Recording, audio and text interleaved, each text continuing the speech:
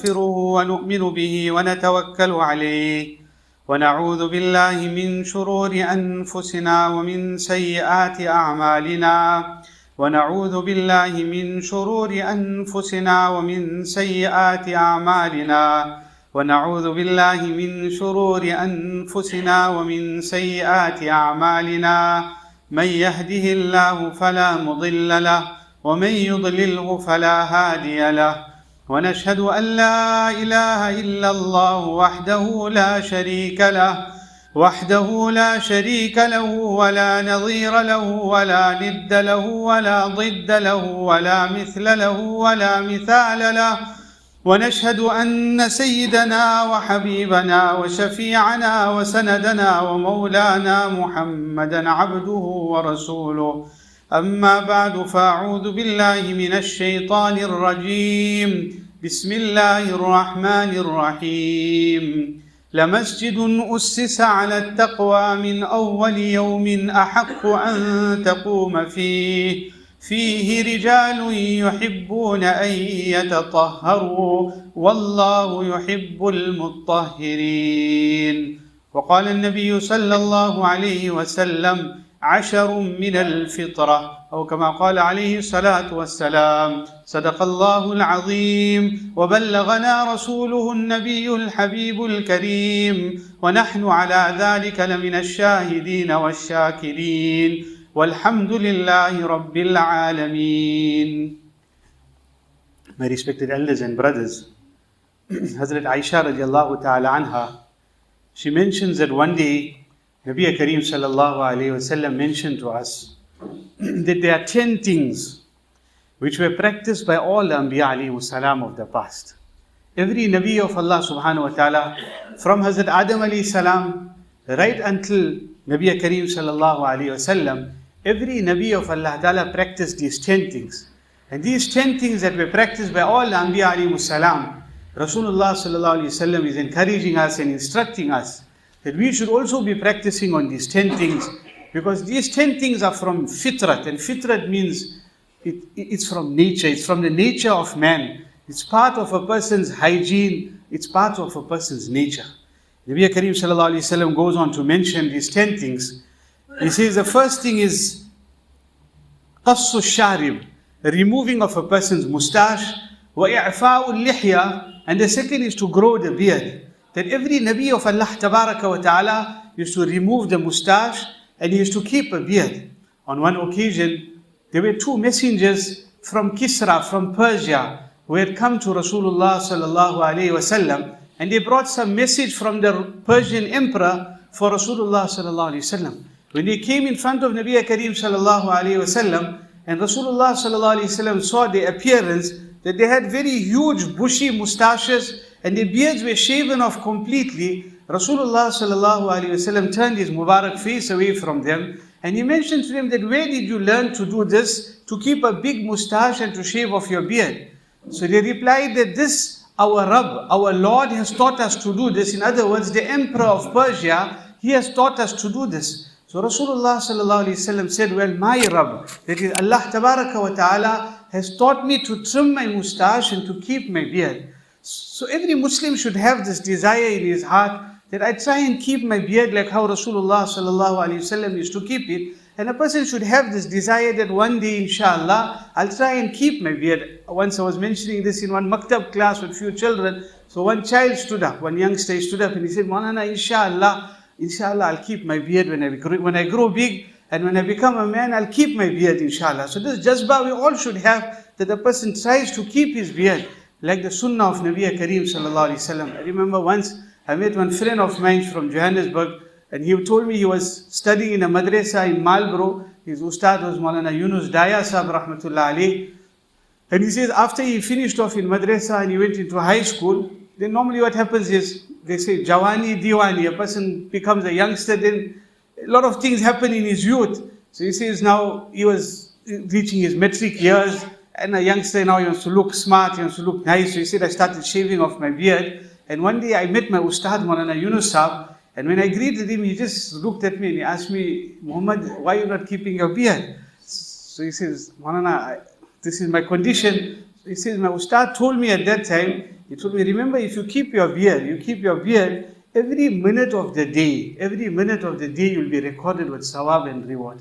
Every minute of the day, whether you're sleeping, whether you're in salah, whether you're in the business, whether you're walking, whether you're in the toilet, you will be recorded with sawab and reward for every minute because you kept your beard. At the same time, if a person doesn't keep the beard, then every minute he'll be recorded with guna and sin. He says, this had such an effect on me. From that day onwards, I decided, inshallah, I'm going to keep my beard. I'm not going to shave off this sunnah of Rasulullah sallallahu alaihi wasallam. And he says, alhamdulillah, from then onwards, I managed to keep it. Once somebody asked Hazrat Khaja Azizul Hasan Mazoob rahmatullah alayh, from the day of Qiyamah, Allah tabaraka wa ta'ala is to ask you what you brought and came. What you brought and came. He says, I thought for a minute, my namaz, I can't say about my salah because in my salah, my thoughts are all dispersed. If I speak about my Quran, then my Quran I'm not reading properly with tajweed also. So he said, I just caught hold of my beard. And I said, I'll present this to Allah. And I say, oh Allah, I brought the sunnah of Rasulullah sallallahu alaihi wasallam. I brought this for you. Allah Ta'ala will accept this because the sunnah of Nabi Kareem sallallahu alaihi wasallam. So here Nabi sallallahu alaihi wasallam in this first part of the hadith, he says, qassu sharib, that a person keeps his mustache short. In other words, not that a person has to shave off his mustache, but he mustn't keep it long and bushy that it comes over the lips. At the same time, the beard also should be kept one first length on all sides, as mentioned by the fuqaha kiram, that this is a very great sunnah of all the Anbiya alayhimu salatu wassalam. Thereafter, Nabi Kareem sallallahu alayhi wasallam continues. He says the next thing is istinshaqul ma, that a person cleans his nose. When a person is working, then dust, etc. collects in his nose. So when he makes wuzu, then he cleans, he puts water into his nose, which is called istinshaq. In wuzu, to make istinshaq, and the next thing is madmada, to gargle the mouth. Put water into the nose and gargle the mouth is a sunnah of wuzu. When a person will perform his wudu, then he'll do this, and it's a sunnah of wudu. And in ghusl, it's a faraz. It's a faraz that a person has to wash his nose and gargle his mouth in ghusl. But in wudu, it is a sunnah. So 5 times a day, he'll be cleaning his nose, he'll be gargling his mouth. And from amongst the sunnahs of gargling the mouth in wudu, one part of the sunnah is called gharghara, where a person, he puts his head back, and he gargles thoroughly so that whatever dirt remains here, that is also out. Now look at the beauty of Islam when it comes to aspects of cleanliness, how Nabi Kareem sallallahu alaihi wasallam is teaching us things in detail. Clean your nose, remove all the filth, all the phlegm from your nose, from your mouth, gargle your mouth in this way. Such great aspects of cleanliness and tahara, our deen teaches us. Our Nabi sallallahu alaihi wasallam teaches us. I remember once I was sitting in the Shab Guzari in Cape Town. Moulana Muhammad Jina Saheb was giving the bayan there. And he was mentioning, he says, during that COVID period, he says, I went to one masjid and I saw on the masjid board, they had one sign to say, 8 steps of washing the hands. 8 steps of washing the hands. So you'll wash it this way, and wash it that way, and wash it this way. So Moulana says, I sat and I looked at that board that showed how to wash your hands, 8 different steps of washing the hands. And he says, a thought crossed my mind, do you have to even teach a Muslim about washing hands? A Muslim, when he wakes up in the morning, the first thing he does is he washes his hands. Every time he makes wudu, 5 times a day he has to wash his hands 3 times. 3 times before he commences with his wudu, he's washing his hands. When a person goes to the toilet and he comes out of the toilet, he must wash his hands. Nabi sallallahu alaihi wasallam taught us, before eating, wash your hands, don't wipe it. After eating, wash your hands, then wipe it. Look at the detail in the sunnah of Nabi sallallahu alaihi wasallam, that before eating, wash your hands, don't wipe it. And after eating, wash your hands, then wipe it. So much of detail as far as tahara and cleanliness is being taught to us in a Mubarak Sunnah of Rasulullah sallallahu alaihi wasallam. So Nabi sallallahu alaihi wasallam says, whatever dirt gathers in the nose, then put water into it and cleanse out the nose. And gargle them out. These are also part of the aspects of fitrah, which all the Anbiya alayhimu salam had practiced upon. The 5th thing that Nabi sallallahu alaihi wasallam speaks about is the usage of the miswak. The usage of the miswak. This is such a great sunnah of Nabi Kareem sallallahu alaihi wasallam. Every Muslim should try and have at least 2 miswaks with him, one with him in his pocket. Wherever he goes, so at the time of wudu, he can make his miswak. And as a result of this, he will earn the pleasure of Allah. And the second miswak, he can keep it at home at the place where he makes wudu. So when the time comes to make wudu, he doesn't have to look around to search for a miswak. he has a miswak with him. Nabi sallallahu alayhi wasallam has taught us, al-miswaku mitharatun lil-fami maradatun lil-rabbi. Miswak is such a thing, it will cleanse your mouth and it will make Allah happy. If a person wants to make Allah Ta'ala happy, this is one easy way of making Allah Ta'ala happy. A person uses the miswak. And so easy for us, alhamdulillah, there's so many shops selling miswaks. We go and buy a few miswaks and keep with us. And just trim it, keep it in the water, bite it and keep it with us. Every time we need to make wudu, we use the miswak. And we earn so much of sawab and reward. Hazrat Nabi Kareem sallallahu alayhi wasallam mentions in one hadith that person who at the time of wudu makes miswak and then reads his salah. A person at the time of wudu, he makes miswak and then he performs his salah. Allah tabaraka wa ta'ala will increase the reward of his salah by 70. By 70. So one is, a person is getting one reward and one is a person who's getting 70 rewards. Obviously he's going to opt for the 70 rewards. A person is foolish if he takes only one reward.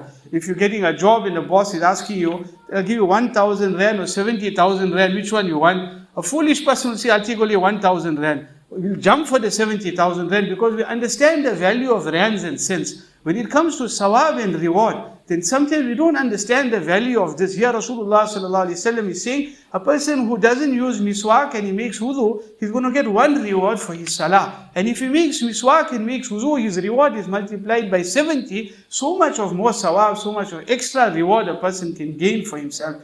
Nabi Kareem sallallahu alaihi wasallam, we understand that one of the last amal of his before he passed away, before he left this world, was the usage of the miswak. He asked Hazrat Aisha radiallahu anha, bring for me a miswak. Hazrat Aisha radiallahu anha brought it, she softened it, moistened it in her mouth, and she gave it to Nabi sallallahu alaihi wasallam. And Nabi Kareem sallallahu alaihi wasallam used the miswak just before he passed away, the last thing. Ulama Kiram explained to us that a person who uses the miswak regularly,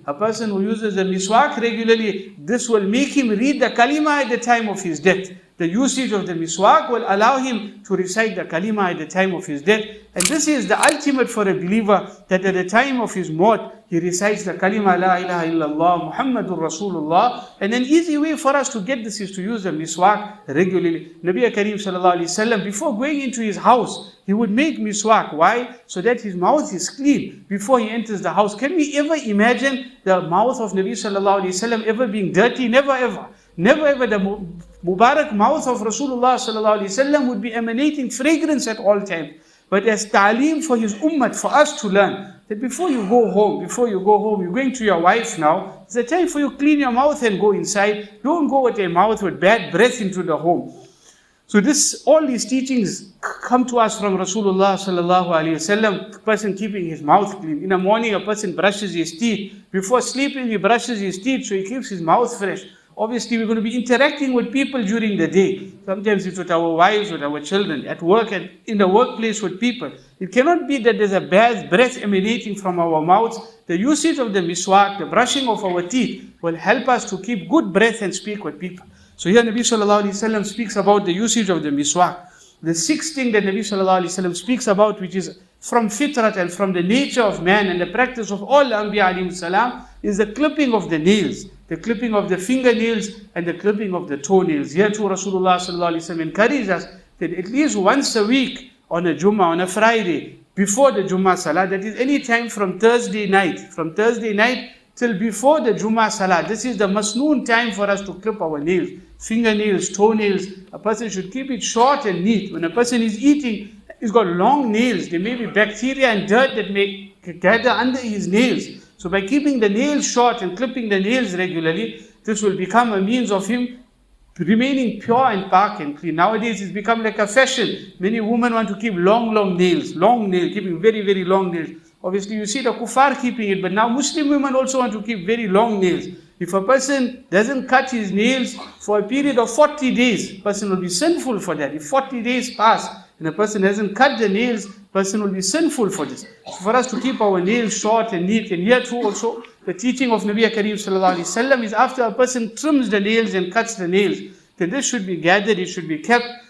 Person should have like a container in the house where the nails are all kept, and every now and again when he gets a chance, he should bury it. The nails shouldn't be taken and thrown in the bin, or taken and flushed down the toilet, or thrown down the drain. Why? Because it's part of the human body. Hair and nails should be buried. Like how when a person passes away, they don't take him and throw him in a bin or throw him, flush him down the toilet. They will bury him. So similarly, we bury the nails and the hair. We have a container, it's kept neatly in there, and once in a while we bury it. So these are all the beautiful teachings and the practices of Rasulullah sallallahu alaihi wasallam. The seventh and the eighth point which Nabi Kareem sallallahu alaihi wasallam speaks about is natful ibit wa halqul ana, to remove unwanted hair from under the arms and to remove the unwanted hair around the private areas. Here too Rasulullah sallallahu alaihi wasallam has taught us that on a Friday before the Jummah Salah, a person should try and remove this hair. If you can't do it every week, then every second week. But it shouldn't remain for more than 40 days. It shouldn't remain for more than 40 days that the person is now keeping long hair under his arms. Here again, where a person sweats under his arms, he perspires under his arms, if there's long hair that is growing there, then emits a smell and a stench. And this becomes difficult for people around him, that there is a smell that is coming out of his body. So here Nabi sallallahu alaihi wasallam teaches us again that the person should remove it. He should shave it off or remove the hair from under his armpits and around the private areas every Friday or every second Friday, but it shouldn't be left too long. And once it goes for more than 40 days, then a person is sinful for keeping such long hair. The ninth point that Rasulullah sallallahu alaihi wasallam has mentioned is ghaslul barajim. Ghaslul barajim, to wash, to bath, a person to wash himself. Here too, there was a time in Medina Munawwara where on a Friday people from the village would come for the Jummah Salah. Masjid Nabawi was a very simple structure. The roof was very low. If many people gathered inside, then obviously it would become stuffy in the masjid. And many people now from the village were coming. And when they're coming, they haven't bathed maybe for many days. Some of them used to wear clothing made out of sheepskin. And that used to have its own odor. Now when they're coming into the masjid, there's so many people.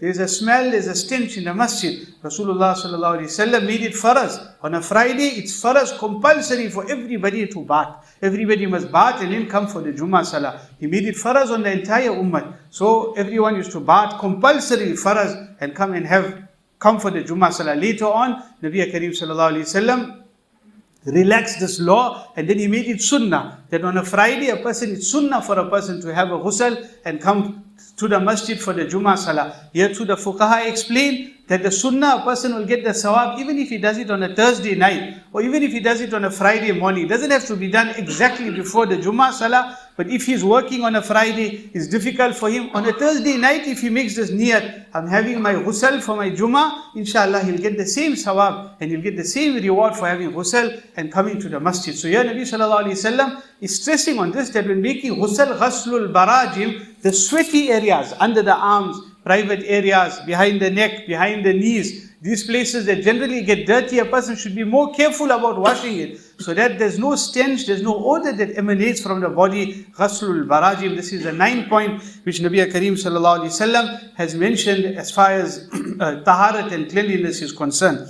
And then when we speak about the 10th point which Nabi Kareem sallallahu alaihi wasallam speaks about is intiqasul ma. Intiqasul ma means that the person washes himself after relieving himself in the toilet. After going to the toilet, what we call istinja. What we call istinja, that when a person relieves himself, when a person goes to the toilet, he relieves himself, then he washes himself with water. In the time of Rasulullah sallallahu alaihi wasallam, there was a place that was outside Medina Munawwara that is called Quba. There's a place outside Medina Sharif that is called Quba. Any person who goes to Medina Munawwara, then you'll normally go for a ziyarah to Quba. There's a beautiful masjid that is there. On a Saturday, if a person goes and he reads his Ishraq Salah in Masjid Quba, Allah Ta'ala gives him the reward of performing an Umrah. Allah Ta'ala gives him the reward of performing an Umrah. So here, Nabi Kareem sallallahu alaihi wasallam, when he came to this place called Quba, before he entered into Medina Munawwara, the first thing Nabi sallallahu alaihi wasallam did was he built a masjid.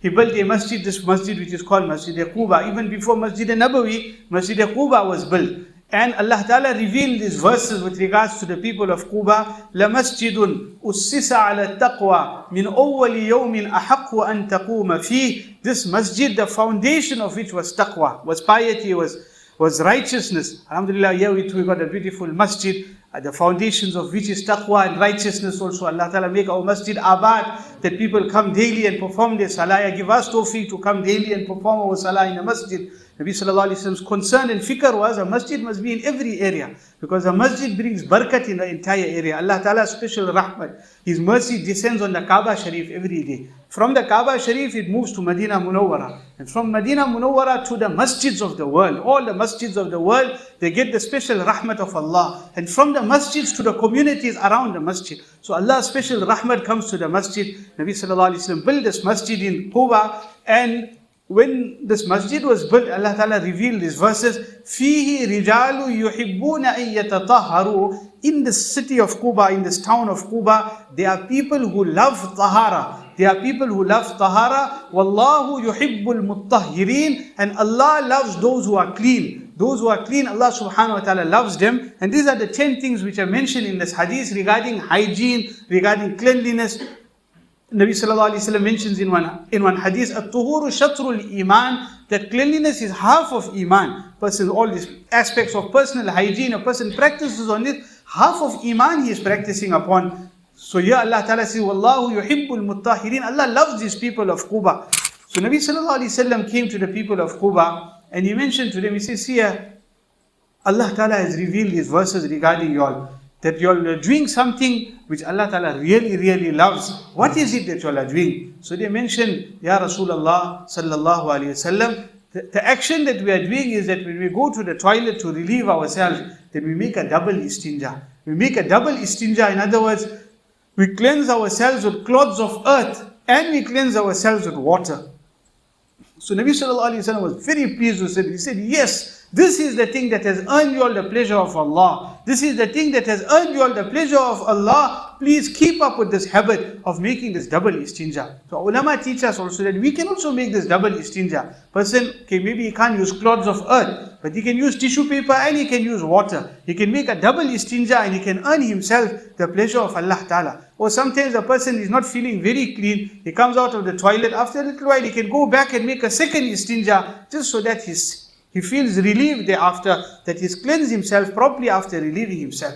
So here Nabi Sallallahu Alaihi Wasallam is speaking about the importance of istinja, that a person washes himself, he cleanses himself. In the hadith of Rasulullah Sallallahu Alaihi Wasallam, Nabi Kareem Sallallahu Alaihi Wasallam teaches us, and he says, be careful of droplets of urine. Be careful of droplets of urine. فَإِنَّ عَامَةَ عَذَابَ الْقَبْرِ مِنْهُ. Many a times a person, he gets punished in the grave because he's not careful about droplets of urine. So the importance of a person making istinja wherever he may be. Sometimes normally in a maktab, in a madrasa, when we're teaching little children, when they come to learn in a madrasa, so we ask them sometimes that in the school when you go, how are you making istinja? So if a person is attending a public school, then he has sometimes to facing this challenge where there's no water in the toilet. There's no water in the toilet, and now what he has to do? So normally in a madrasa, the appas will teach the children, you take with you a small little bottle. Take a small little bottle with you, fill it up in the tap, and take it with you in the toilet and make your istinja. It doesn't mean that you are attending a non-Muslim school and there is no facility for water that stops you from practicing on the sunnah of Rasulullah Sallallahu Alaihi Wasallam. You can still practice on the sunnah. Person is traveling maybe and he comes to a garage and he needs to relieve himself and there is no water that's available in the garage. So he can take a bottle or he can buy a bottle of water and he can go to the toilet and still make his istinja. In that way he remains park, he remains pure, he remains clean and he earns himself the pleasure of Allah. Allah Ta'ala becomes happy with him. Allah Ta'ala becomes pleased with him. And look at this person, he is particular about being park and being pure and being clean and he's still making his istinja. One youngster, we met him, he came to our madrasa, Afrikaner, about 21 years old. He was attending some school and Allah Ta'ala blessed him with hidayat. He decided he wants to become a Muslim. So he accepted Islam and he came to the madrasa. His father chased him out of the house. He said, why you became a Muslim? So you don't come and live with me anymore. So from Cape Town, somehow he came away to our madrasa here in Sipingo Beach. And alhamdulillah, he's now started Hifz. He's completed the Imamat course. So he's about 21 years old. In the holidays, he had to go home. He's got a younger brother. He started explaining to him about Islam. But the brother wasn't taking to what he was saying. But then he just taught him this one aspect about istinja. That go to the toilet and wash yourself. The younger brother got so affected with this. He started taking a bottle of water and going toilet. Mother got a bit angry with him. Told him, throw that bottle out of my toilet. I don't want you to keep water here in the toilet. But the youngster still continued. And this had such an effect on him, this younger brother accepted Islam also. Just on this one aspect of washing oneself in the toilet, how it has an effect on us. So Allah Ta'ala give us tawfiq. These are all these important points that a person keeps in mind as far as fitrat is concerned, natural instincts of man, which all Anbiya alayhi salam had practiced from Hazrat Adam alayhi salam right until Nabi Kareem sallallahu alayhi wasallam. Allah Ta'ala give us the tawfiq that we can also practice on this. Just to go through these 10 points one more time, inshallah. Person trims the mustache, person keeps the beard, he cleans the nose, gargles the mouth thoroughly, uses the miswak, clips the nails, removes unwanted hair from under the arms, from around the private areas, makes ghusl and washes himself thoroughly when he has a bath. And lastly, that he makes istinja and washes himself. Allah Ta'ala make us from those who are pure, those who are clean. And Allah Ta'ala says in the Quran, Wallahu yuhibbul muttahirin. Allah loves those who are clean. Inshallah, by us practicing on these 10 points of fitrat, we will become the beloved of Allah. Allah subhanahu wa ta'ala will love us. Allah Ta'ala give us tawfiq to make amal. Wa akhiru da'wana alhamdulillah.